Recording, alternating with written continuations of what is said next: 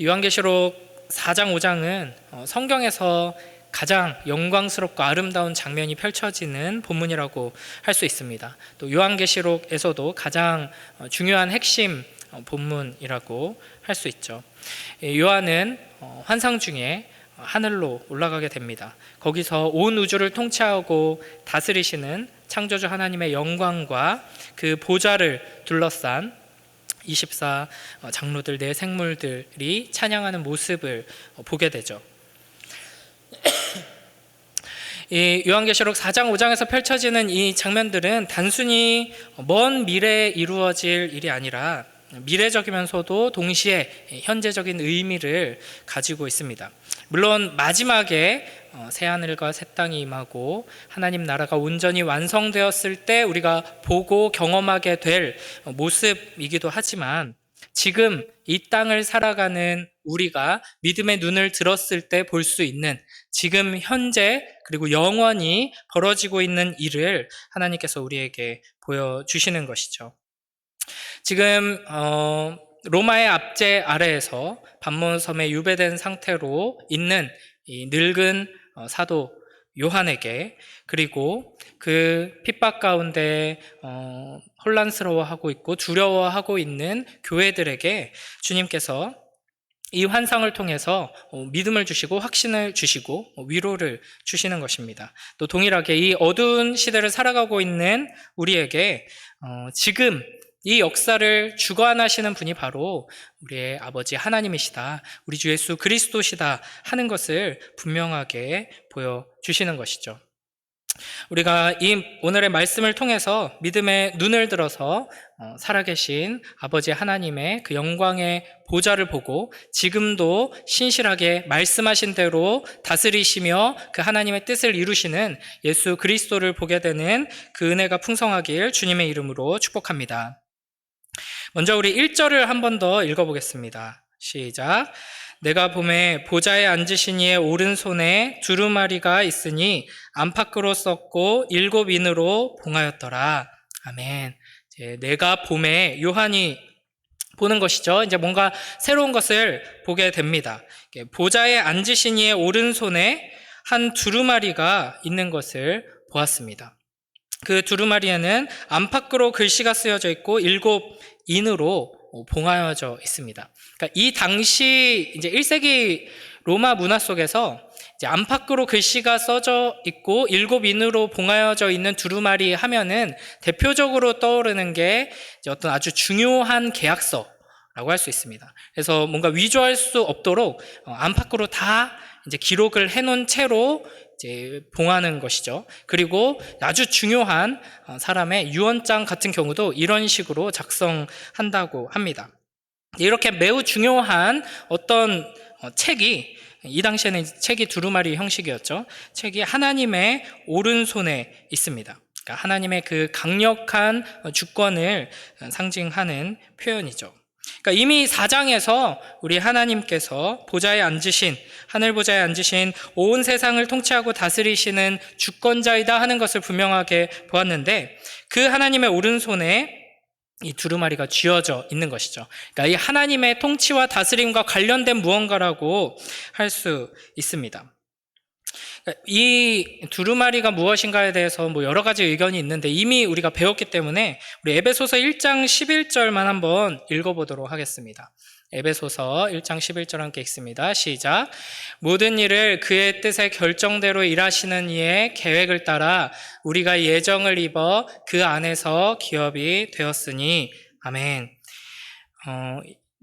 물론 담임 목사님 설교를 이미 다 기억에서 지우신 분들이 많겠지만 그래도 어느 정도 기억이 난다는 전제하에 제가 이제 설교를 하겠습니다. 기억이 잘 안 나시면은 홈페이지에 또 요약본이 올라가 있고 또 유튜브에도 이제 올라가 있죠. 계속 복습하면서 이 요한계시록을 따라가는 게 굉장히 유익합니다. 그래서 앞에 어떤 일들이 펼쳐졌었는지 그 흐름 안에서 이제 설교를 계속 듣는 게 굉장히 중요한데요. 이 두루마리가 무엇을 의미하는가? 결국에는 이 하나님께서 이 모든 역사를 이루어 가시는데 이미 하나님께서 정하신 뜻대로 그 모든 것을 이루어 가시죠. 그 하나님의 뜻이 담겨 있는 책이라고 할 수 있습니다. 앞으로 어떤 방식으로 하나님께서 하나님 나라를 완성하실 것인가, 어떤 일들을 이루어 가실 것인가, 그 하나님의 뜻이 어려운 말로 하나님의 작정이라고 하는데 그 하나님의 뜻이 담겨있는 책이 이 두루마리라고 할 수 있습니다. 그 두루마리가 하나님의 오른손에 있습니다. 그 다음에 이제 또 무엇을 보는지 우리 2절부터 4절까지 한번 읽어보겠습니다. 시작. 또 봄에 힘 있는 천사가 큰 음성으로 외치기를 누가 그 두루마리를 펴며 그 인을 떼기에 합당하냐 하나 하늘 위에나 땅 위에나 땅 아래 능히 그 두루마리를 펴거나 보거나 할 자가 없더라. 그 두루마리를 펴거나 보거나 하기에 합당한 자가 보이지 아니하기로 내가 크게 울었더니. 아멘. 자, 또 다른 장면을 보는데요. 힘 있는 천사가 외칩니다. 누가 그 두루마리를 펴며 그 인을 떼기에 합당하냐? 라고 말하죠. 이 두루마리 안에 담긴 내용이 하나님의 뜻이라면 이 두루마리를 펼쳐서 또 보거나 한다는 것은 이 하나님의 뜻을 이 땅 가운데 이룬다 하는 의미가 있습니다. 그렇기 때문에 이제 이 장면 이후에 우리가 이미 이제 듣고 있는 6장, 7장 이 설교들에서는 하나님의 심판이 계속 펼쳐지죠. 그러니까 하나님의 뜻이 이 땅 가운데 이루어진다 하는 것은 악한 자들의 입장에서는 심판이 하나하나 이루어지면서 그 심판이 완성되는 것이고요. 하나님의 백성들의 입장에서는 하나님의 나라가 계속 임하면서 결국에는 완성되는 것을 의미합니다. 이제 이 일을 이룰 자가 누구인가라고 천사가 외치는 것이죠. 그러나 하늘 위에나 땅 아래나 이 두루마리를 펴거나 보거나 할 자가 없다라고 말합니다. 그 누구도 이 하나님의 뜻을 볼 뿐 아니라, 그러니까 이룰 뿐 아니라 볼 수조차 없다, 아무도 없다라는 이야기를 하는 것이죠. 그래서 요한이 크게 웁니다. 그러니까 왜 우는 걸까요? 단순히 너무 궁금한데 어떤 일이 벌어질지 너무 궁금한데 왜 안 보여줘 해서 우는 게 아니죠. 지금 너무나 큰 절망과 두려움 가운데 있는데 하나님께서 이걸 어떻게 풀어가시고 어떻게 이 약속하신 것을 완성하실까 그걸 간절히 소원하고 있는 입장에서 그걸 보고 싶은데 볼 수가 없다는 것에, 그리고 빨리 이 일이 이루어져야 하는데 어떻게 이룰 수 있을지 그 이룰 자가 아무도 없다 하는 말이기 때문에 울고 있는 것입니다. 하나님의 뜻이 이루어져야지만 우리에게 소망이 있는데 하나님의 뜻을 이룰 자가 도대체 어디 있느냐? 아무도 없다. 하늘에도 없고 땅에도 없다라는 것 때문에 울고 있는 것이죠. 이제 유라천에 꽃이 이제 가득 피고 너무 아름답더라고요. 이렇게 튤립도 있고 이제 벚꽃도 이제 완연하고 너무나도 아름다운데 또 조금 봄이 꽃이 빨리 펴가지고 이제 여행을 계획하고 꽃 나들이를 계획했던 사람들이 조금 지금 이제 곤란하다 이런 뉴스도 나오고요. 근데 사실 꽃이 몇 주 좀 빨리 피고 하는 게 문제가 아니죠. 우리가 최근에 계속 전 세계적으로 뉴스가 나오는 것이 이제 기상이변이 너무나도 심각한 상태다. 그래서 지난 여름에도 유례 없는 가뭄과 홍수가 전 세계를 덮쳤는데 이제 올 여름에는 또 어떤 일이 벌어질까 이게 참 걱정입니다. 세계 많은 이제 학자들이 계속 모여서 이제 회의하면서 발표를 하는데 그래도 조금씩 이제 나아지고 있으니까 힘냅시다 이런 소식이 아니라 이보다도 더 절망적인 이야기가 있을까 하는데 점점 더 심해지죠. 우리 지금 당장 모든 걸 뜯어 고치지 않으면은 인류에게 미래가 없습니다. 이 지구에게 미래가 없습니다라고 경고를 했는데 우리가 경고했던 거 아무것도 지금 안 지켜져서 이제 망했습니다. 지금이라도 이거라도 해야 됩니다. 이런 소식들이 지금 계속 들려오고 있습니다. 그래서 우리가 이 지구 온난화의 문제와 자연 환경의 파괴 문제를 해결하기 위해서 일회용품을 덜 쓰고 쓰레기를 줄이고 전기를 아끼고 이런 것들도 강조 많이 하죠. 그러나 사실 지금 학자들은 이런 개인적인 실천은 사실은 큰 의미가 없다라고 이야기를 합니다. 그래서 최소한 우리 지금 어린 아이들, 지금 청소년들이 성인이 되고 어린 아이들이 이제 좀 자라나는 그 과정 속에서 우리가 살아왔던 정도 수준, 인간이 어느 정도 좀 살 수 있는 수준의 지구를 물려주기 위해서는 어떻게 해야 되냐, 뭐 여러 가지 이야기를 하고 있는데 희망적인 얘기는 사실 거의 없고, 어떻게든 파괴, 멸망은 막아야 되지 않겠느냐 하는 측면에서 이제 과학자들이 여러 가지 절망 가운데 이야기를 하더라고요. 그래서 뭐 과학 기술이 갑작스럽게 급속도로 발전해서 아주 엄청난 기술을 발견해내서 이제 문제를 해결하는 것, 이제 거기에 거의 유일한 희망을 품고 있는 사람들이 많다고 합니다, 과학자들은. 그러나 이제 그게 쉽지 않고 사실은 굉장한 자본이 필요한데 돈이 거기로 잘 흘러가지 않죠.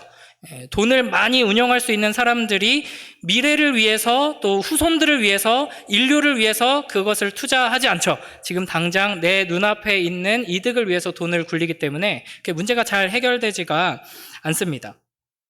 그리고 또 이제 어떤 사람들은 이제 우리가 고기 먹는 걸 줄이고 뭐 채식 위주의 식단으로 바꾸자, 이제 여러 가지 이제 방식들을 이야기를 하는데, 사실은 이제 모든 사람들이 그런 고기를 확 줄이고 채식 위주의 이제 식단으로 바꾸면은 뭔가 이제 변화가 일어날 가능성도 있습니다.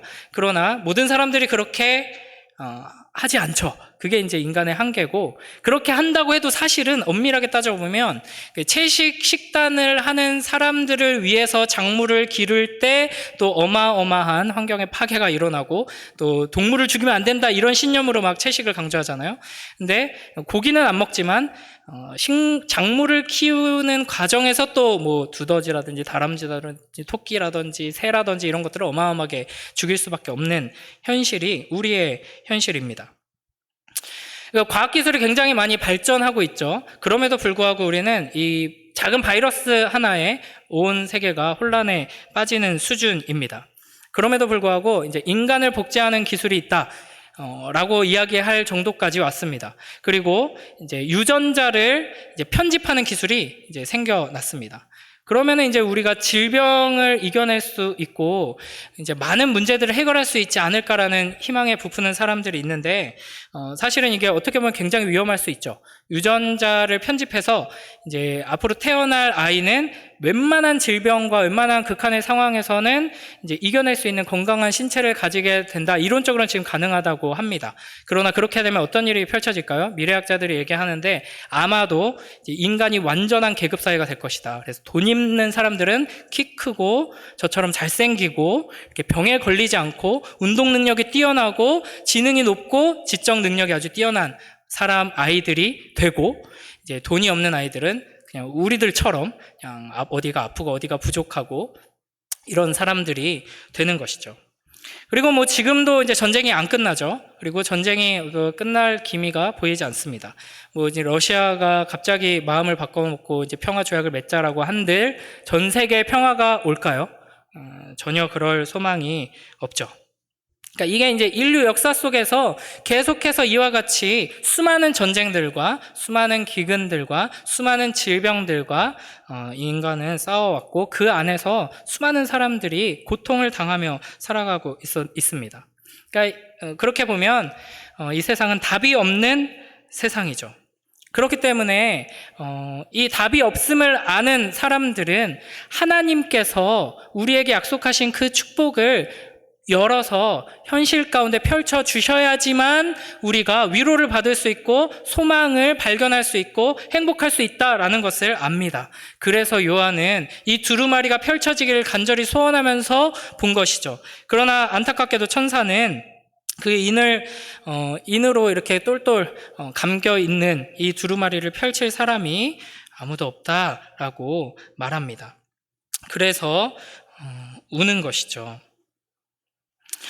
우리가 이 세상의 이 절망스러운 현실을 볼 때, 그리고 우리 삶에 이런 수많은 어려움과 문제들과 나 자신의 연약함과 악함들을 볼 때에 이와 같은 애통함이 있어야 합니다. 그러니까 단순히 그 눈앞에 있는 문제 때문에 슬퍼하는 것이 아니라 결국에는 이 고통의 궁극적인 원인이 무엇이냐? 이 하나님의 뜻이 펼쳐지지 않고 있기 때문이다라는 것을 알아야 하는 것이죠. 그래서 당장 내 자녀가 아픈 거, 당장 내가 병에 걸린 거, 당장 나를 진정으로 이해해주고 위로해주는 사람이 없는 거, 당장 내 주변에 이 고통 가운데서 죽어가고 있는 이웃들이 많은 것 때문에 괴로워하는 것을 넘어서서 이 궁극적인 비참의 문제가 하나님의 뜻이 펼쳐지지 않기 때문이다라는 것을 알아야 하는 것이죠. 그래서 이 요한이 크게 울었던 이유는 바로 이것이었습니다. 우리 마태복음 6장 9절 10절 한번 읽어보겠습니다. 시작. 그러므로 너희는 이렇게 기도하라. 하늘에 계신 우리 아버지여, 이름이 거룩히 여김을 받으시오며 나라가 임하시오며 뜻이 하늘에서 이루어진 것 같이 땅에서도 이루어지이다. 아멘. 예수님께서 우리에게 이렇게 기도하라고 명령하셨죠. 우리는 이렇게 기도하며 이 땅을 살아가는 자들입니다. 하나님의 그 영광이 드러나고 하나님의 이름이 높임받고 하나님의 그 아름다운 뜻이 이루어지기를 간절히 소원하는 자들이죠. 그러나 우리의 현실은 그게 이루어지는 모습이 잘 보이지가 않습니다. 그래서 우는 것이죠. 그래서 팔복에서 예수님께서는 심령이 가난한 자가 복이 있다고 말씀하십니다. 그리고 애통하는 자가 복이 있다고 말씀하시죠. 이 애통함이 있는 자들이야말로 하나님을 참으로 소망하는 자들이고 하나님 나라를 바라보는 자들의 모습이기 때문입니다. 자, 이렇게 자기 자신은 물론이고 하늘에도 땅에도 그 어디에도 이 인을 떼고 두루마리를 펼칠 자가, 이 하나님의 뜻을 활짝 열어서 이 땅 가운데 이룰 자가 없다는 사실에 요한이 절망하고 있을 때 장로 중에 한 사람이 이렇게 말합니다. 우리 5절 함께 읽겠습니다. 시작. 장로 중에 한 사람이 내게 말하되 울지 말라. 유대 지파의 사자 다윗의 뿌리가 이겼으니 그 두루마리와 그 7인을 떼시리라 하더라. 아멘. 이 인을 떼실 이가 있다. 그러므로 울지 마라 라고 말합니다. 그러니까 사실 우리의 눈물을 닦아줄 유일한 분은 이 하나님의 뜻을 펼쳐주실 바로 유대지파의 사자 다윗의 뿌리이신 예수 그리스도인 것이죠. 그러니까 우리는 그때까지 이 울음을, 이 애통함을 멈추지 말아야 합니다. 당장 내가 고민하던 이 문제가 해결됐다고, 당장 우리 아이들의 입시가 성공했다고, 사업이 번창했다고, 내가 평생 꿈꾸던 그 일이 이루어졌다고 해서 이제 모든 것이 해결된 게 아니죠. 우리는 이 하나님의 뜻이 온전히 펼쳐짐으로써 그 두루마리와 7인이 떼어지는 것을 확인할 때 비로소 눈물을 멈출 수 있는 겁니다. 그렇다면 이 유대지파의 사자와 다윗의 뿌리가 누구인가? 예수 그리스도다 하는 것을 우리가 이미 배웠죠. 유다 지파의 사자, 이것은 창세기 49장 9절 10절에서 나왔던 표현이라고 할 수 있습니다. 또 다윗의 뿌리는 또 이사야 11장에 보면은 나오는 표현이죠. 그러니까 구약 성경에 하나님께서 말씀하신 예언하신 하나님의 뜻을 이룰, 하나님의 약속을 성취할 메시아, 하나님께서 보내시는 그 왕을 지칭하는 표현이 바로 유다 지파의 사자 다윗의 뿌리입니다. 이 유다 지파의 사자와 다윗의 뿌리이신 예수 그리스도께서는 모든 원수를 심판하여 이기심으로써 하나님의 구원과 이 심판의 계획을 이 땅 가운데 온전히 이루고 성취하심으로써 하나님의 나라를 완성하십니다. 그러므로 우리는 이제 울 필요가 없는 것이죠. 그런데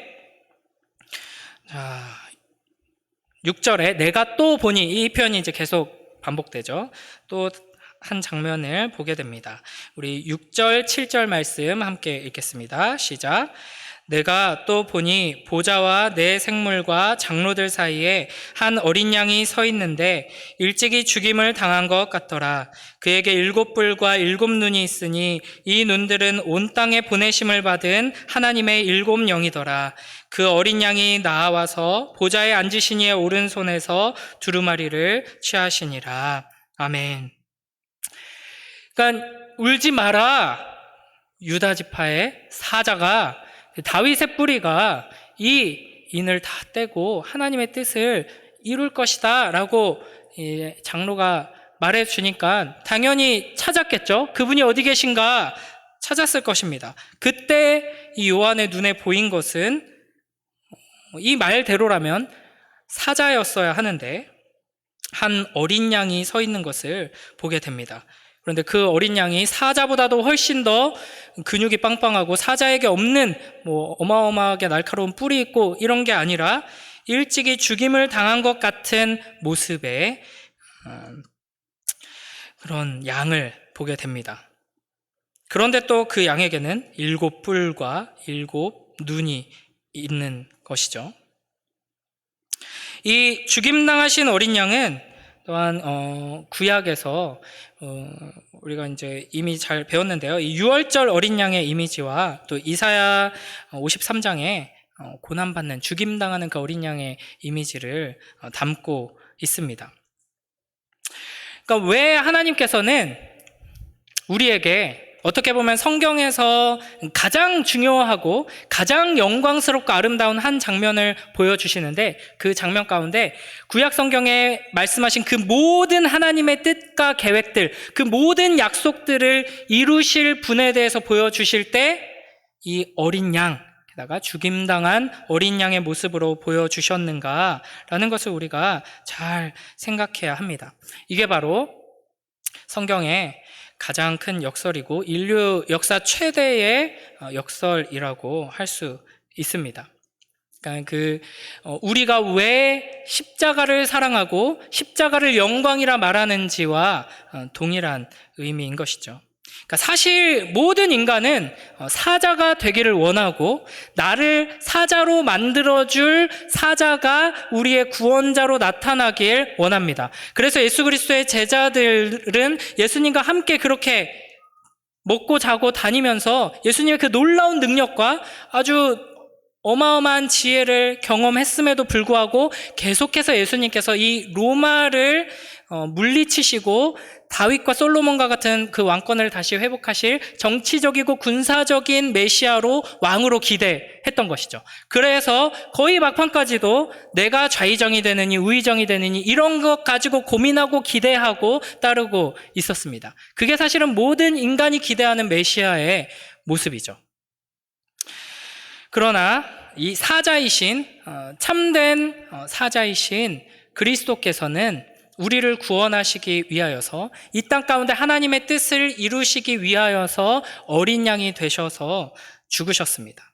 그러니까 단순히 지금 당장 눈앞에 있는 문제를 해결하는 구원자로 우리에게 오신 것이 아니라 이 모든 문제의 원인이 되는 그 궁극적인 죄의 문제, 이 사탄의 권세를 깨트리고 우리를 죄에서 건지기 위해서 오신 구원자이기 때문에 어린 양으로 죽으신 것이죠. 십자가를 지신 것입니다. 그러므로 우리는 이 어린 양으로 우리에게 자신을 보여주시는 예수 그리스도를 바라보며 그 앞에 엎드리고 우리에게 주신 그 구원이 어떠한 방식으로 이루어졌는지 십자가의 방식으로 우리에게 이루어졌고 또 우리에게 그 십자가의 길이 주어지고 있다는 것을 항상 기억해야 하는 것입니다. 하나님의 영광을 바라보고 하늘을 바라볼 때 이 땅 가운데 우리가 하늘의 그 능력으로 떵떵거리면서 살고 이 땅 가운데 하나님의 그 능력으로 모든 문제들이 해결되고 이런 얄팍한 구원이 아니라 우리의 모든 문제들의 궁극적인 원인을 완전히 깨트리시고 해결하시는 그 십자가의 신비 앞에 엎드려야 하는 것입니다. 그래서 이어지는 8절부터 14절까지의 말씀을 보면 이 성도들의 기도, 이 주제를 가지고 또 목사님께서 한번 설교를 하셨죠. 그리고 그 앞에 새 노래를 부르는 그런 장면들이 펼쳐집니다. 그러면서 예수님께서 이 어린 양이 이 하나님의 뜻을 이룰 자격이 있는 이유가 바로 무엇인지를 이제 선포합니다. 우리 좀 길지만 다 읽지는 않고요. 우리 9절, 10절만 한번 읽도록 하겠습니다. 함께 읽습니다. 시작. 그들이 새 노래를 불러 이르되 두루마리를 가지시고 그 임봉을 떼기에 합당하시도다. 일찍이 죽임을 당하사 각 족속과 방언과 백성과 나라 가운데에서 사람들을 피로 사서 하나님께 드리시고 그들로 우리 하나님 앞에서 나라와 제사장들을 삼으셨으니 그들이 땅에서 왕노릇 하리로다 하더라. 아멘. 여기서 새 노래를 부릅니다. 이 새 노래로 찬송하는 대상은 당연히 이 죽임당하신 어린 양이시죠. 이 장로들이 두루마리를 가지시고 그 임봉을 떼기에 합당하시다라면서 찬송을 합니다. 그러니까 이 모든 역사를 주관하시고 이루시는 그 권세와 능력이 예수 그리스도께 있다 하는 것을 이야기하는 것이죠. 그러면서 어떻게 이 일에 합당한 분이 되었는가를 설명할 때 이제 일찍이 죽임을 당하시고 그 피로 이제 각 나라와 족속과 방언과 백성과 나라 가운데에서 이 사람들을, 하나님의 백성들을 피로 사서 하나님께 드리셨다. 그리고 우리 하나님 앞에서 하나님의 백성들을, 우리들을 나라와 제사장들을 삼으셨다라고 노래를 합니다. 이 나라와 제사장들이라는 표현은 출애굽기 19장 6절에 나오는 이야기이죠. 하나님께서 너희가 내게 대하여 제사장 나라가 되며 거룩한 백성이 되리라 라고 말씀하셨습니다. 이 말씀이 예수 그리스도의 십자가를 통해서 우리 가운데 성취되는 것입니다. 이 어린 양이 하나님의 뜻을 이룬다는 것을 믿고 이 어린 양과 함께 주님 앞에 나아가는 자들은 하나님께서 우리에게 약속하신 이 축복, 제사장 나라가 되고 거룩한 백성이 되는 축복을 풍성하게 누리게 될 것입니다. 그러므로 우리가 바라봐야 할 것은 하나님 보좌 가운데 영광 중에 계신 예수 그리스도, 그 어린 양인 것입니다. 우리 이 말씀을 정리해 보도록 하겠습니다. 먼저 첫 번째로 우리 두루마리의 이 임봉을 뗄 자가 없어서 울었던 이 요한의 심정을 기억하면서 애통하는 자로 매일매일 주님 앞에서는 우리 모두가 되길 주님의 이름으로 축복합니다.